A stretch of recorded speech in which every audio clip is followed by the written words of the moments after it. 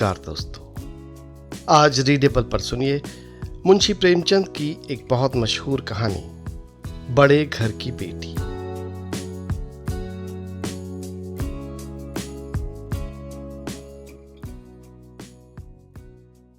बेनी माधव सिंह गौरीपुर गांव के जमींदार और नंबरदार थे।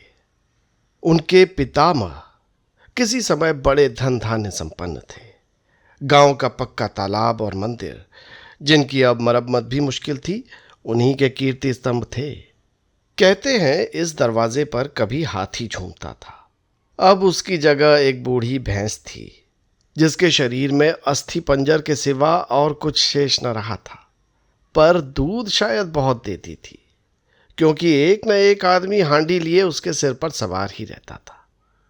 बेनी माधव सिंह अपनी आधी से अधिक संपत्ति वकीलों को भेंट कर चुके थे। उनकी वर्तमान आय 1000 रुपये वार्षिक से अधिक न थी। ठाकुर साहब के 2 बेटे थे। बड़े का नाम श्रीकंठ सिंह था। उसने बहुत दिनों के परिश्रम और उद्योग के बाद बीए की डिग्री प्राप्त की थी। अब दफ्तर में एक नौकर था। छोटा लड़का लाल बिहारी सिंह दोहरे बदन का सजीला जवान था। भरा हुआ मुखड़ा, चौड़ी छाती, भैंस का 2 सेर ताज़ा दूध वो सवेरे उठकर पी जाता था। श्रीकंठ सिंह की दशा बिल्कुल विपरीत थी। इन नेत्र प्रिय गुणों को उन्होंने BA इन्हीं 2 अक्षरों पर न्यौछावर कर दिया था। इन 2 अक्षरों ने उनके शरीर को निर्बल और चेहरे को कांतिहीन बना दिया था। इसी से वैद्य ग्रंथों पर उनका विशेष प्रेम था। आयुर्वेदिक औषधियों पर उनका अधिक विश्वास था। शाम सवेरे उनके कमरे से प्रायः खरल की सुरीली कर्ण मधुर ध्वनि सुनाई दिया करती थी। लाहौर और कलकत्ते के वैद्यों से बड़ी लिखा पढ़ी रहती थी।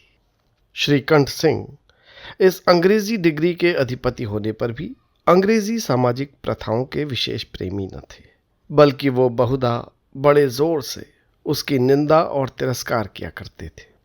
इसी से गांव में उनका बड़ा सम्मान था। दशहरे के दिनों में वो बड़े उत्साह से रामलीला में सम्मिलित होते और स्वयं किसी न किसी पात्र का पाठ कर लेते थे। गौरीपुर में रामलीला के वही जन्मदाता थे। प्राचीन हिंदू सभ्यता का गुणगान उनकी धार्मिकता का प्रधान अंग था। सम्मिलित कुटुंब प्रथा के तो वो एकमात्र उपासक थे। आजकल स्त्रियों को कुटुंब में मिलजुल कर रहने में जो अरुचि होती है, उसे वो जाति और देश दोनों के लिए हानिकारक समझते थे। यही कारण था कि गांव की ललनाएं उनकी निंदक थीं। कोई कोई तो उन्हें अपना शत्रु समझने में भी संकोच न करती थी। स्वयं उनकी पत्नी को ही इस विषय में उनसे विरोध था। ये इसलिए नहीं कि उसे अपने सास ससुर, देवर या जेठ आदि से घृणा थी, बल्कि उसका विचार था कि यदि बहुत कुछ सहने और तरह देने पर भी परिवार के साथ निर्वाह न हो सके, तो आए दिन की कलह से जीवन को नष्ट करने की अपेक्षा यही उत्तम है कि अपनी खिचड़ी अलग पकाई जाए। आनंदी एक बड़े उच्च कुल की लड़की थी। उसके बाप छोटी सी रियासत के ताल्लुकेदार थे। विशाल भवन, 1 हाथी, 3 कुत्ते, बाज, बहरी, शिकरे, झाड़, फानूस, ऑनररी मजिस्ट्रेट और ऋण, जो एक प्रतिष्ठित ताल्लुकेदार के भोग्य पदार्थ हैं, सभी यहाँ विद्यमान थे। नाम था भूप सिंह। बड़े उदार चित्त और प्रतिभाशाली पुरुष थे, पर दुर्भाग्य से लड़का एक भी न था। 7 लड़कियां हुई और देवयोग से सबकी सब जीवित रहीं। पहली उमंग में तो उन्होंने 3 ब्याह दिल खोल कर किए, पर जब 15-20 हजार रुपयों का कर्ज सिर पर सवार हो गया तो आंखें खुली, हाथ समेट लिया। आनंदी चौथी लड़की थी। वो अपनी सब बहनों से अधिक रूपवती और गुणवती थी। इसी से ठाकुर भूप सिंह उसे बहुत प्यार करते थे। सुंदर संतान को कदाचित उसके माता पिता भी अधिक चाहते हैं। ठाकुर साहब बड़े धर्म संकट में थे कि इसका विवाह कहाँ करें। न तो वो यही चाहते थे कि ऋण का बोझ बढ़े, और न यही स्वीकार था कि उसे अपने को भाग्यहीन समझना पड़े। एक दिन श्रीकंठ उनके पास किसी चंदे का रुपया मांगने आए। शायद नागरी प्रचार का चंदा था। भूप सिंह उसके स्वभाव पर रीझ गए और धूमधाम से श्रीकंठ सिंह का आनंदी के साथ विवाह हो गया।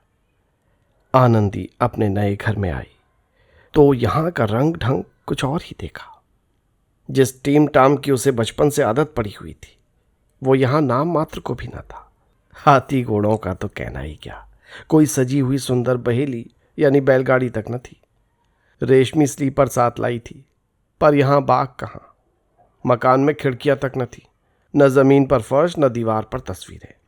ये एक सीधा सादा देहाती गृहस्थी का मकान था, किंतु आनंदी ने थोड़े ही दिनों में अपने को इस नई अवस्था के ऐसा अनुकूल बना लिया मानो उसने विलास के सामान कभी देखे ही न हो।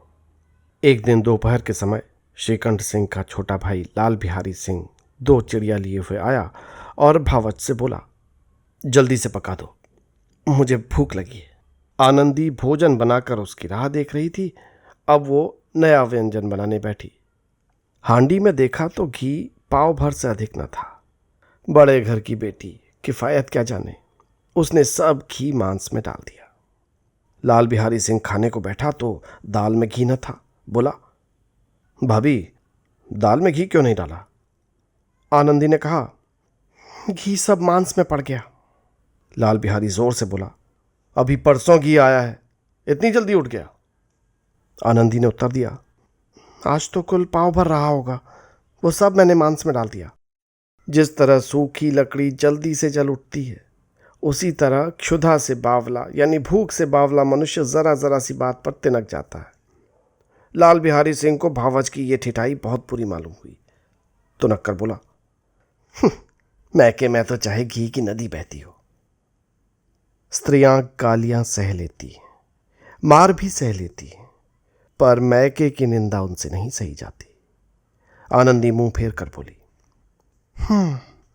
हाथी मरा भी तो 9 लाख का, वहां इतना घी रोज नाई कहार खा जाते हैं। लाल बिहारी जल गया, थाली उठाकर पलट दी और बोला, जी चाहता है जीप पकड़कर खींच लो। आनंदी को भी क्रोध आ गया, मुंह लाल हो गया। बोली, वो होते तो आज इसका मजा चखाते। अब अनपढ़ उजड़ ठाकुर से न रहा गया। उसकी स्त्री एक साधारण जमींदार की बेटी थी। जब जी चाहता उस पर हाथ साफ कर लिया करता था। उसने खड़ाऊ उठाकर आनंदी की ओर जोर से फेंकी और कहा, जिसके गुमान पर भूली हुई हो उसे भी देखूंगा, और तुम्हें भी। आनंदी ने हाथ से खड़ाऊ रोकी। सिर बच गया, पर उंगली में बड़ी चोट आई। क्रोध के मारे हवा से हिलते हुए पत्ते की भांति कांपती हुई वो अपने कमरे में आकर खड़ी हो गई। स्त्री का बल और साहस, मान और मर्यादा पति तक है। उसे अपने ही पति के बल और पुरुषत्व का घमंड होता है। आनंदी खून का घूंट पीकर रह गई। श्रीकंठ शनिवार को घर आया करते थे। बृहस्पतिवार को यह घटना हुई थी। 2 दिन तक आनंदी कोप भवन में रही, न कुछ खाया न पिया, उनकी बाट देखती रही। अंत में श्रीकंठ शनिवार को नियमानुकूल संध्या समय घर आए और बाहर बैठकर कुछ इधर उधर की बातें, कुछ देश काल संबंधी समाचार और कुछ नए मुकदमों आदि की चर्चा करने लगे। ये वार्तालाप 10 बजे रात तक होता रहा। गांव के भद्र पुरुषों को इन बातों में ऐसा आनंद मिलता था कि खाने पीने की भी सुध न रहती थी। श्रीकंठ को पिंड छुड़ाना मुश्किल हो जाता था। ये 2-3 घंटे आनंदी ने बड़े कष्ट से काटे। किसी तरह भोजन का समय आया। पंचायत उठी, एकांत हुआ तो लाल बिहारी ने श्रीकंठ से कहा, भैया, आप जरा भाभी को समझा दीजिएगा कि मुंह संभाल कर बातचीत किया करें, नहीं तो एक दिन अनर्थ हो जाएगा। बेनी माधव सिंह ने बेटे की ओर से साक्षी दी। बहु बेटियों का ये स्वभाव अच्छा नहीं कि मर्दों के मुंह लगे। लाल बिहारी बोला, वो बड़े घर की बेटी है तो हम भी कोई कुर्मी कुम्हार नहीं है। श्रीकंठ ने चिंतित स्वर में पूछा, आखिर बात क्या हुई? लाल बिहारी ने कहा, कुछ नहीं, यूं ही आप उलझ पड़ी। मैके के सामने हम लोगों को कुछ समझती नहीं है। श्रीकंठ खा पी कर आनंदी के पास गए। वो भरी बैठी थी। ये हजरत भी कुछ तीखे थे। आनंदी ने पूछा, क्या हुआ, चित्त तो प्रसन्न है? श्रीकंठ बोले, बहुत प्रसन्न है, पर तुमने आजकल घर में ये क्या उपद्रव मचा रखा है? आनंदी की त्योरियों पर बल पड़ गए। झुंझलाहट के मारे बदन में ज्वाला सी दहक उठी। बोली, जिसने तुमसे ये आग लगाई है उसे पाऊं तो झुलस दूं। इतनी गर्म क्यों होती हो? बात तो कहो। क्या कहूं, ये मेरे ही भाग्य का फेर है, नहीं तो ये गवार छोकरा जिसको चपरासीगिरी करने का भी शऊर नहीं, मुझे खड़ाऊ मारकर क्यों ना करता। आनंदी, सब हाल साफ साफ कहो तो मालूम हो, मुझे तो कुछ पता नहीं। ठीक है, सुनो। परसों तुम्हारे लाडले भाई ने मुझे मांस पकाने को कहा। घी हांडी में पाव भर से अधिक न था, वो सब मैंने मांस में डाल दिया। जब खाने बैठा तो कहने लगा दाल में घी क्यों नहीं है।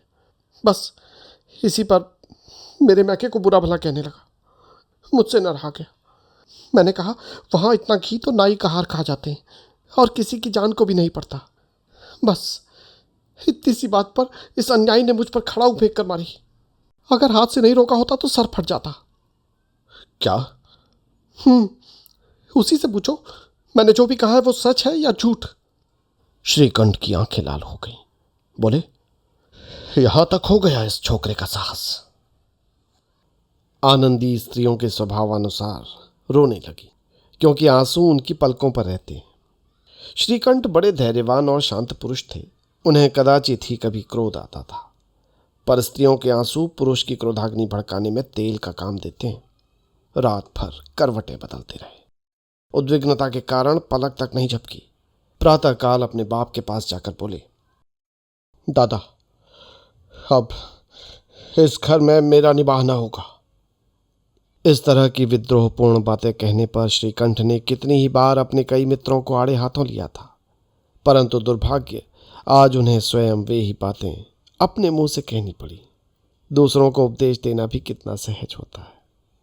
बेनी माधव सिंह घबरा उठे और बोले, क्यों?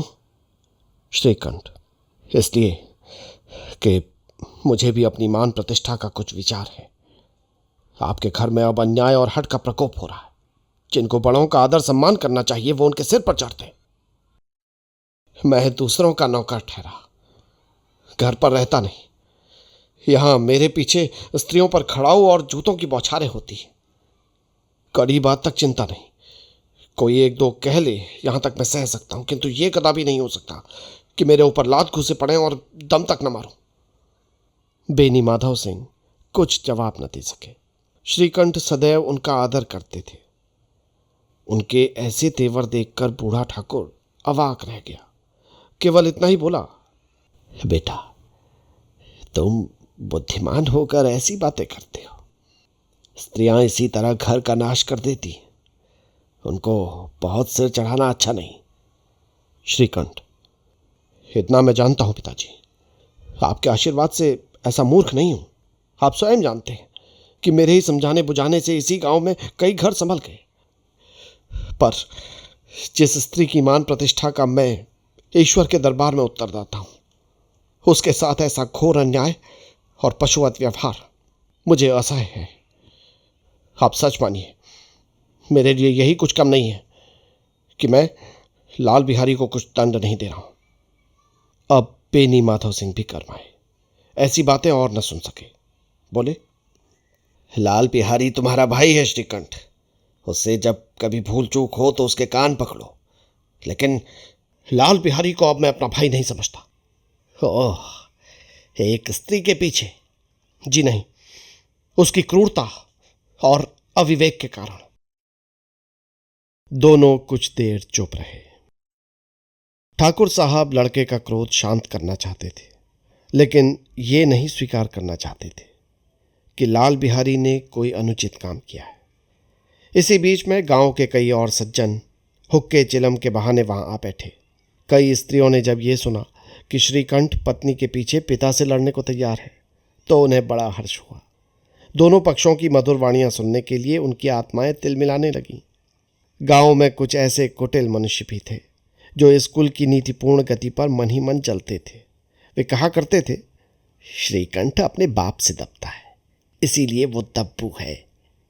उसने विद्या पढ़ी, इसीलिए वो किताबों का कीड़ा है। बेनी माधव सिंह उसकी सलाह के बिना कोई काम नहीं करते, ये उनकी मूर्खता है। इन महानुभावों की शुभकामनाएं आज पूरी होती दिखाई दी। कोई हुक्का पीने के बहाने और कोई लगान की रसीद दिखाने आकर बैठ गया। बेनी माधव सिंह पुराने आदमी थे, इन भावों को ताड़ गए। उन्होंने निश्चय किया कि चाहे कुछ भी हो जाए, इन द्रोहियों को ताली बजाने का अवसर न दूंगा। तुरंत कोमल शब्दों में बोले, बेटा, मैं तुमसे बाहर नहीं हूं, तुम्हारा जो जी चाहे करो। अब तो लड़के से अपराध हो गया। इलाहाबाद का अनुभव रहित छल्लाया हुआ ग्रेजुएट इस बात को न समझ सका। उसे डिबेटिंग क्लब में अपनी बात पर अड़ने की आदत थी। इन हथकंडों की उसे क्या खबर। बाप ने जिस मतलब से बात पलटी थी वो उसकी समझ में न आया। बोला, पिताजी, लाल बिहारी के साथ अब मैं इस घर में नहीं रह सकता। बेनी माधव, बेटा, बुद्धिमान लोग मूर्खों की बात पर ध्यान नहीं देते। वो बेसमझ लड़का है। उससे जो कुछ भी भूल हो गई है उसे तुम बड़े होकर क्षमा करो। श्रीकंठ, नहीं, उसकी इस दुष्टता को मैं कदापि नहीं सह सकता। या तो वो घर में रहेगा या मैं। आपको यदि वो अधिक प्यारा है तो मुझे विदा कीजिए। मैं अपना भार आप संभाल लूंगा। यदि मुझे रखना चाहते हैं तो उससे कहिए, जहां चाहे चला जाए। बस यही मेरा अंतिम निश्चय है। लाल बिहारी सिंह दरवाजे की चौखट पर चुपचाप खड़ा बड़े भाई की बातें सुन रहा था। वो उनका बहुत आदर करता था। उसे कभी इतना साहस न हुआ था कि श्रीकंठ के सामने चारपाई पर बैठ जाए, हुक्का पी ले या पान खा ले। बाप का भी वो इतना मान न करता था। श्रीकंठ का भी उस पर हार्दिक स्नेह था। अपने होश में उसने कभी उसे घुड़का तक न था। जब वो इलाहाबाद से आते तो उसके लिए कोई न कोई वस्तु अवश्य ले आते। मुदगर की जोड़ी उन्होंने ही बनवा दी थी। पिछले साल जब उसने अपने से ड्योढ़े जवान को नागपंचमी के दिन दंगल में पछाड़ दिया तो उन्होंने पुलकित होकर अखाड़े में ही जाकर उसे गले लगा लिया था। 5 रुपये के पैसे लुटाए थे। ऐसे भाई के मुंह से आज ऐसी हृदय विदारक बात सुनकर लाल बिहारी को बड़ी ग्लानि हुई। वो फूट फूट कर रोने लगा। इसमें संदेह नहीं कि वो अपने किए पर पछता रहा था। भाई के आने से एक दिन पहले से उसकी छाती धड़कती थी कि देखूं भैया क्या कहते हैं। मैं उनके सम्मुख कैसे जाऊंगा, उनसे कैसे बोलूंगा, मेरी आंखें उनके सामने कैसे उठेंगी। उसने समझा था कि भैया मुझे बुलाकर समझा देंगे। इस आशा के विपरीत आज उसने उन्हें निर्दयता की मूर्ति बने हुए पाया। वो मूर्ख था, परंतु उसका मन कहता था कि भैया मेरे साथ अन्याय कर रहे हैं। यदि श्रीकंठ उसे अकेले में बुलाकर 2-4 बातें कह देते, इतना ही नहीं 2-4 तमाचे भी लगा देते, तो भी कदाचित उसे इतना दुख न होता। पर भाई का ये कहना कि अब मैं इसकी सूरत नहीं देखना चाहता, लाल बिहारी से न सहा गया। वो रोता हुआ घर आया। कोठरी में जाकर कपड़े पहने, आंखें पूछी ताकि कोई ये न समझे कि रो रहा था। फिर आनंदी के द्वार पर आकर बोला, भाभी, भैया ने निश्चय किया है कि वो मेरे साथ इस घर में नहीं रहेंगे। अब वो मेरा मुंह भी नहीं देखना चाहते, इसलिए अब मैं चाहता हूं उन्हें फिर अपना मुंह नहीं दिखाऊंगा। मुझसे जो कुछ अपराध हुआ उसे क्षमा करना। ये कहते कहते लाल बिहारी का गला भर आया। जिस समय लाल बिहारी सिंह सिर झुकाए आनंदी के द्वार पर खड़ा था, उसी समय श्रीकंठ सिंह भी आंखें लाल किए बाहर से आए। भाई को खड़ा देखा तो घृणा से आंखें फेर ली और कतरा कर निकल गए, मानो उसकी परछाई से भी दूर भागते हो। आनंदी ने लाल बिहारी की शिकायत तो की थी, लेकिन अब वो मन में पछता रही थी। वो स्वभाव से ही दयावती थी। उसे इसका तनिक भी ध्यान न था कि बात इतनी बढ़ जाएगी। वो मन में अपने पति पर झुंझला रही थी कि ये इतने गर्म क्यों होते जाते हैं। उस पर यह भी भय लगा हुआ था कि कहीं मुझसे इलाहाबाद चलने को न कह दे, तो फिर मैं क्या करूंगी। इसी बीच जब उसने लाल बिहारी को दरवाजे पर खड़े ये कहते सुना कि अब मैं जाता हूं, मुझसे जो कुछ अपराध हुआ क्षमा करना, तो उसका रहा सहा क्रोध भी पानी हो गया। वो रोने लगी। मन का मैल धोने के लिए नयन जल से उपयुक्त और कोई वस्तु नहीं है। श्रीकंठ को देखकर आनंदी ने कहा, सुनिए, लाला बाहर खड़े बहुत रो रहे हैं। श्रीकंठ, तो मैं क्या करूं? आनंदी, भीतर बुला लो, मेरी जीभ में आग लगे। मैंने कहां से ये झगड़ा उठाया। श्रीकंठ, मैं नहीं बुलाऊंगा। पछताओगे। देखो, उन्हें बहुत ग्लानि हो रही है। कहीं ऐसा ना हो कि कहीं चल दें। श्रीकंठ न उठे। इतने में लाल बिहारी ने फिर कहा, भाभी, भैया से मेरा प्रणाम कह दो। वो मेरा मुंह नहीं देखना चाहते, इसलिए मैं भी अपना मुंह उन्हें नहीं दिखाऊंगा। लाल बिहारी इतना कहकर लौट पड़ा और शीघ्रता से दरवाजे की ओर बढ़ा। अंत में आनंदी कमरे से निकली और उसका हाथ पकड़ लिया। लाल बिहारी ने पीछे फिर कर देखा और आंखों में आंसू भरे बोला, मुझे जाने दो। कहां जाते हो? जहां कोई मेरा मुंह ना देखे। नहीं, मैं नहीं जाने दूंगी। लाल बिहारी, भाभी, मैं तुम लोगों के साथ रहने के योग्य नहीं हूं। आनंदी, तुम्हें मेरी सौगंध, अब एक भी कदम आगे मत बढ़ाना। लाल बिहारी, नहीं भाभी, जब तक मुझे यह न मालूम हो जाए कि भैया का मन मेरी तरफ से साफ हो गया, तब तक मैं इस घर में कदापि न रहूंगा। आनंदी, लाला, मैं ईश्वर को साक्षी देकर कहती हूं कि तुम्हारे लिए मेरे मन में तनिक भी मैल नहीं है। लाल बिहारी, लेकिन भैया के मन में तो है। अब श्रीकंठ का भी हृदय पिघला। उन्होंने बाहर आकर लाल बिहारी को गले लगा लिया। दोनों भाई खूब फूट फूट कर रोए। लाल बिहारी ने सिसकते हुए कहा, भैया, अब कभी ये मत कहना कि तुम्हारा मुंह नहीं देखूंगा। इसके सिवा आप जो दंड देंगे मैं सहर्ष स्वीकार करूंगा। श्रीकंठ ने कांपते हुए स्वर में कहा, लल्लू, इन बातों को बिल्कुल भूल जाओ। ईश्वर चाहेगा तो फिर कभी ऐसा अवसर नहीं आएगा। बेनी माधव सिंह बाहर से आ रहे थे। दोनों भाइयों को गले मिलते देख आनंद से पुलकित हो गए। बोल उठे, बड़े घर की बेटियां ऐसी ही होती हैं, बिगड़ता हुआ काम बना लेती हैं। गांव में जिसने भी ये वृत्तांत सुना, उसी ने इन शब्दों में आनंदी की उदारता को सराहा। बड़े घर की बेटियां ऐसी ही होती हैं।